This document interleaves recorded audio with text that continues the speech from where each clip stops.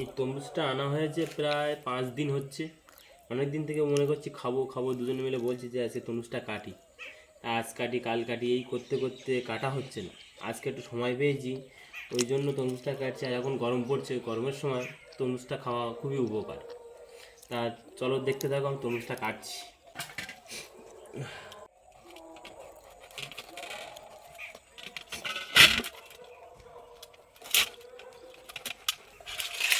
চলো, তরমুজটা ভালো হয়েছে।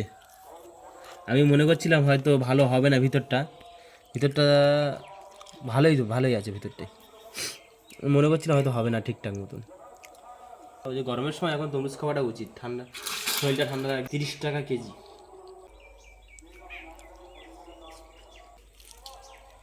যা তরমুজটা ভালো লেগেছে, মিষ্টিও আছে, ভিতরটা লালও আছে, দেখতে পাচ্ছ তোমরা, মিষ্টিও হয়েছে তরমুজটা।